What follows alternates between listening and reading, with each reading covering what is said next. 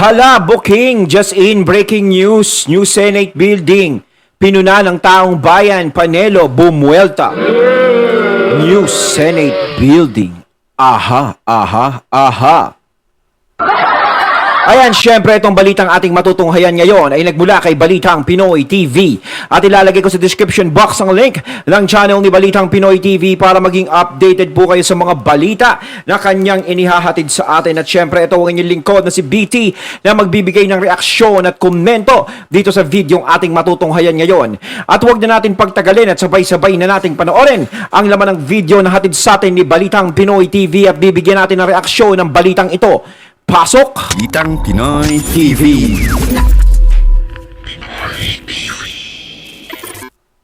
Magandang araw sa atin lahat mga kababayan. Dito na naman tayo sa another episode ng ating vlogs. Pag-uusapan natin ngayon, ito po, no? Ito nga ang umiinit na issue patungkol po dito kay sa Senado. Ito nga ang new Senate building. Umiinit itong issue na ito dahil napapansin na ng taong bayan, napapansin mismo si Attorney Panelo, napapansin niya, nakakahiya ito. Nakakahiya kasi sobrang laki ang budget na ito for the new Senate building. Yan ba yun? Yan ba yun? May pinapatayo. Ipapatayo pa lang. Yan yung dating Senate building. Paki-comment na lang po mga katunay. Mukhang malaking ano. Ang ganda, no? Nakakahiya kasi meron tayong mga kababayan na yung mga pangunahing problema ng Pilipinas. Merong hindi nakakain. Ito sana ay napunta sa pera para sa hospital ng ating mga kababayan na may sakit. Doon pa sa mga seniors, di ba? Yung mga senior na citizen na dapat natin pagtuunan ng pansin, bigyan sila ng kaukulang budget para naman sila ay maging masaya, no? Pero hindi yun natutugunan.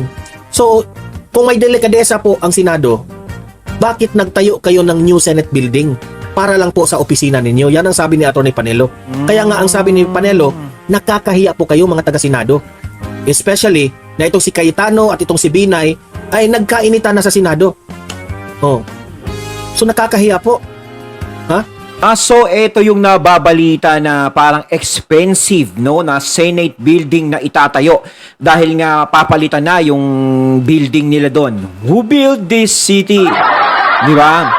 So, syempre, Senate building. Yung diniscuss natin kahapon, yung about dun sa sinabi ni Sir Badong Arateles na yung mga, 'di ba, yung mga Resorts World, yung mga private yun eh. Mga private may-ari nun. Pero etong Senate building na to, syempre gobyerno 'yan, 'di ba? Ngayon, ang sinasabi dito is masyado daw parang expensive yung pagpapatayo ng Senate building na 'yan. No?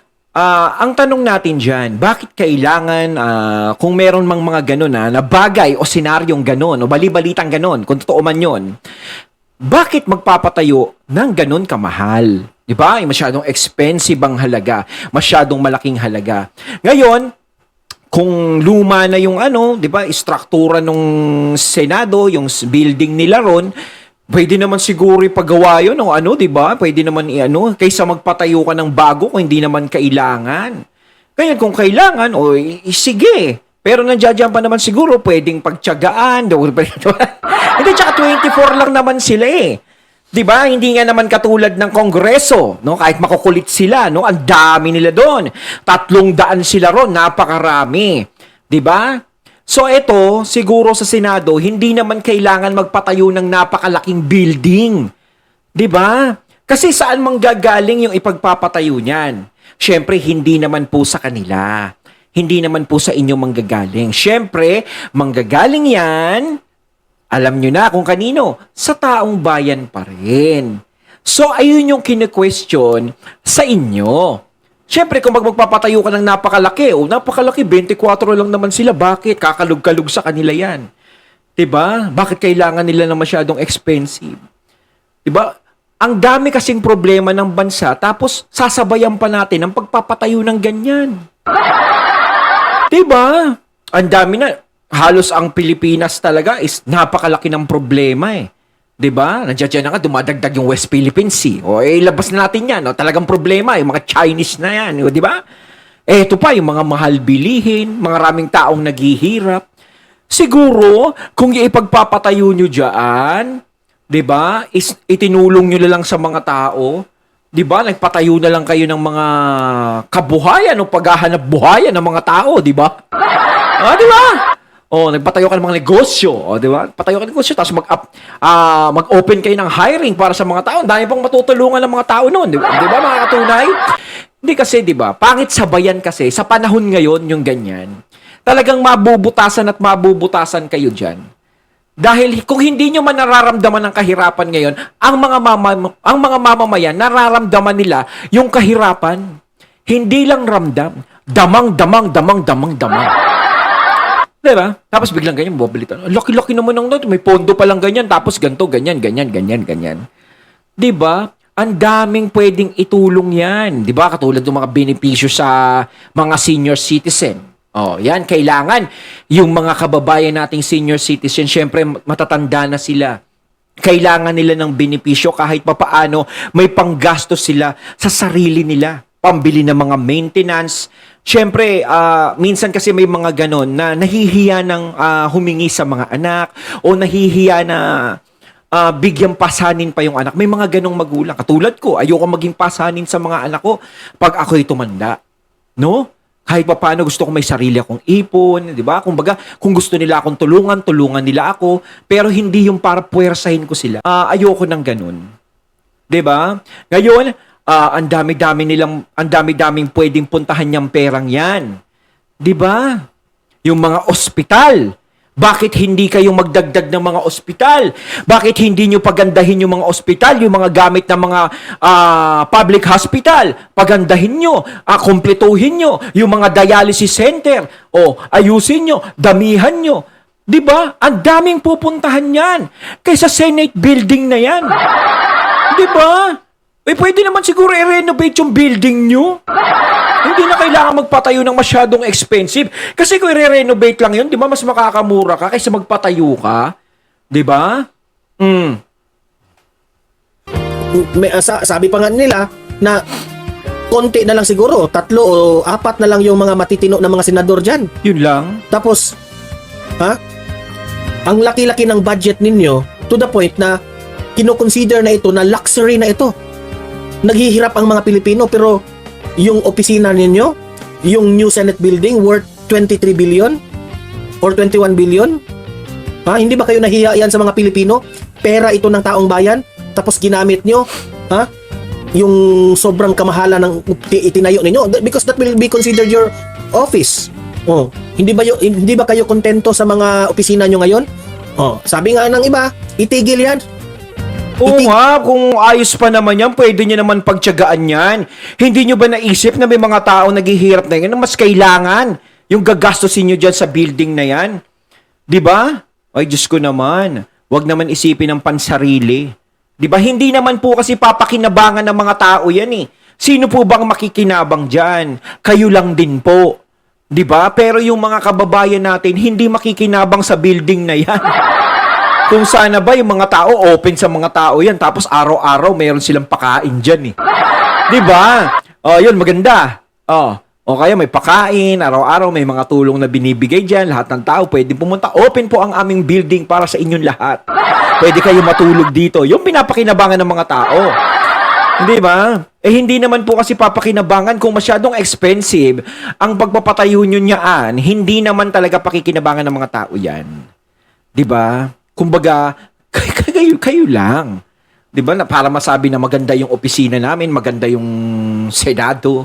'Di ba? Hindi ko naman po kayo inaano, 'di ba? Pero ako concern lang din po ako sa nangyayari. 'Di ba? Kawawa naman po yung mga taong bayan kasi nararamdaman naman po nila ngayon kung anong paghihirap ngayon na nangyayari. Sana wag na natin dagdagan ng isipin ng mga tao. Nandiyadyaan po kayo para resolbahin ang problema ng ating bansa. Matulungan ng mga Pilipino, hindi yung bigyang stress yung mga tao. 'Di ba? Syempre kayo, gastos na kayo ng gastos ng ganyan. Hindi naman sa inyo manggagaling yan eh. Sa bulsa ng taong bayan, sa buwis ng taong bayan yan. 'Di ba? Sa binibigay diyan. O saan pa ba kukunin yan? 'Di ba? Sinasabi ko nga, imposible namang sa inyo manggaling yan. Tigil na yung mga ganitong proyekto na ito. Wala. Yung taong bayan, hindi naman makikinabang dito sa new Senate building eh. Ang makikinabang dito, senador. Yung sinasabi. And to think na 24 lamang sila. 24 senador lamang po. Oh. Kung buti sana kung kongreso yung kongreso 300 plus. Kayo 24 po ng Yun senador sinasabi dyan. ko, di ba, Bakit malaki? ang sobrang laki ng inyong budget for Kasi kapag nagpatayo ng Senate building na yan, di ba, naituloy ang pagpapatayo niyan, nandiyan dyan, naitayo na, maganda. Syempre, doon sa kongreso, maiinggit ng konti yun. Huwag ng konti. O bakit sila doon, 24 lang, nagpatayo ng magandang building? Di dapat tayo din. Di gastos na naman. Di ba? Nasabihin nila, marami tayo dito, sila konti lang, ang laki-laki ng building nila, kakalug-kalug sa kanila. Tapos tayo, nagtitis tayo sa ganito. Magpapatayo tayo. Yung mas malaki, mas triple ng laki niyan. Di gastos na naman. No? Bawas na naman sa kung anong babawasan dyan. Dagdag buwis na naman, dagdag ano na naman, yung mga tao na naman. Di ba? Diyos ko, Mariosep. Imposibleng hindi gumaya yung kongreso dyan. Parang others naman kayo. Di ba? Mariosep talaga, your new Senate building? 23 billion. So yan ang panawagan ng taong bayan. Dapat malalaman ito ng taong bayan. Anong nagkaproblema dito? Bakit umabot ng 23 billion? Okay? Pero bago ang lahat, bago natin yan pag-uusapan, help me po na i-like at saka i-share itong ating video Ayun. sa Facebook at YouTube para guys, Si kakalat Don ito sa taong TV. bayan. Okay? So sabay-sabay muna tayong mag-like at saka share Yun. sa Facebook at YouTube. Ready? 1, 2, 3, go! Go! Thank you very much. And also guys, marami dito na hindi pa nakasubscribe, nakafollow sa akin. Paki-subscribe, para lagi kayong updated sa ating mga balita. And Ayan, notify ang subscribe. mga cellphones kung And meron follow tayong kay breaking news. Okay? At ito Don naman Mar TV. programa natin ay latest na balita. Tapos gagawa tayo ng reaksyon, opinion, o komento patungkol po sa nangyari sa lipunan. Okay? So sabay-sabay nating i-follow, i-subscribe Facebook at YouTube. Ready? Follow, subscribe. 1, 2, 3, go! Go! Ayan, naka-follow, subscribe na. Itong Senate, administrasyon pa rin ni PBBM ang masisira dito. Pati Senado. Ha? Nakakahiya eh. Itong 23.3 billion budget para sa bagong Senate building, nakakahiya. Yan ang sabi ni Attorney Sal Panelo. Laki mo, laki nun. Grabe. Di ba? Kung ipantutulong nyo na lang sa mga tao yan, marami kayong maipatatayo. Di ba? Yung ginastos nyo sa ospital yan, ang dami nyo pa natulungan. Dagdag pogi at ganda points pa sa inyo yan sa eleksyon. Di ba? Kayo kasi yung gumagawa ng ikaiinis sa inyo ng tao, kayo din naman may problema eh. Tingin nyo ba matutuwa yung mga tao sa ganyan? Mabalitaan nila, uy, magkakaroon ng Senate building na bago. Yay! Di ba? Bago na yung Senate building nila. Wow! Ganda naman, di ba? Sana all. Di ba parang gano'n? Tingnan natin. Eto, Ano ba? Panelo, Ganun eh. pasok. Marami ang tutulad po muna sa paglobo ng pondo sa pagpapatayo ng bagong Senate building sa Taguig. Kabilang na dito si Attorney Salvador Panelo. Aniya, nakakaya daw ito. Sa laki ba naman kasi ng halaga ay posibleng ikagagalit ito ng taong bayan. Si Sara Santos sa report. 24 senador, pero gagastos ng 28 bilyones para sa Actually, tama ang sinabi ni Panelo. 24 lang po kayong Senado dyan. Tapos ang inyong opisina, new Senate building, 23 billion? How dare you? Using the money of the Filipino people. Gusto nyo marangya, sosyal, ha? Luxurious building ang ginawa ninyo? Dahil umabot ng 23 billion? Kahit nga mga luxurious hotel, ha? Mas malaki pa itong budget ninyo. So meaning, kayo po ay marangyang mga opisina, pero ang taong bayan naghihirap. Lahatin ko na kayo mga senador dyan. Dahil ang tawag dito, new Senate building. Kasi hindi naman kayo ko-questionin dyan kung sa bulsa nyo manggagaling yan. Walang pakialam mo yung mga tao dyan. Sa inyo naman yan eh. Kaso nga lang, syempre, saan nyo ba huhugutin yan? Diba? Sa pondo na naman yan. Diba? Bawas na naman yan. Yung sinasabi ko nga, mas maganda yung mga pondo natin, ginagamit natin sa mga emergency cases. Diba? Kapag may dumating sa bansa natin na ganun. Kaya tayo nagkakabaon-baon sa utang dahil sa ganyan. Diba? Yun din na nagiging dahilan. No, okay lang sana na mabaon tayo sa utang dahil sa pagtulong sa mga Pilipino para maisalba sa kalamidad o anumang pandemya na dumating sa atin. Okay lang sana na mabaon tayo sa utang kung pinapaganda naman natin yung mga ospital natin, tayo yung nagpapatayo ng mga dagdag trabaho sa mga Pilipino, doon ginagamit yung pera, pagpapagawa ng mga kalsada, yung mga lumulubog, inaasikaso, binibigyan ng pondo, 'di ba? Yung mga tao, 'di ba, tinutulungan. Okay lang eh. Kaso yung kung ganyan yung makikita, ang sakit sa dibdib. 'Di ba? Ang dami talagang maiinis, walang matutuwa. 'Di ba? Siguro kayo matutuwa kasi bago. 'Di ba? Pero syempre, ang ganda-ganda ng building nyo, ang ganda na nga ng bahay nyo, 'di ba? May mga kotse kayo. Tapos ganda pa ng Senate building nyo. Pero yung mga mamamayan, saan nakatira? Sa ilalim ng tulay. Sa ganito. Eh kung itinutulong nyo na lang sa kanila 'yan, bigyan sila ng mga bahay, ganito, tulungan sila, bigyan sila ng mga matitirhan na maayos.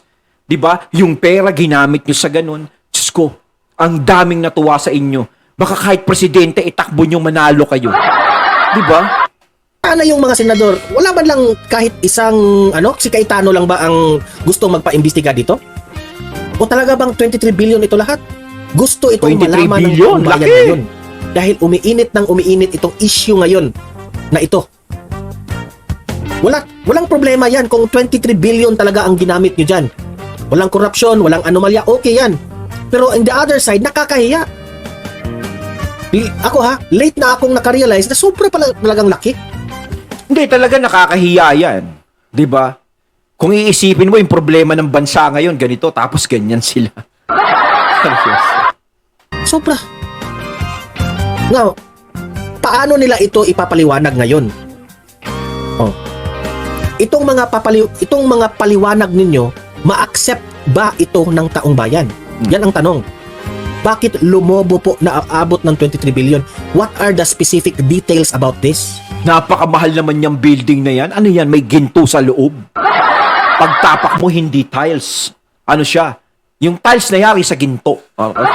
Kasi billion eh. Ang mahal-mahal naman yan. Grabe, ang taas naman yan.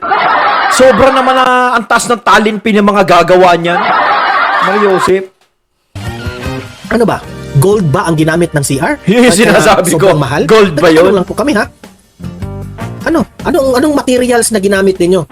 This is considered luxury building. Bakit? Yung opisina nyo ba, yung mga kasangkapan dito, mga expensive talaga ito? Hindi na kayo nahiya sa taong bayan eh.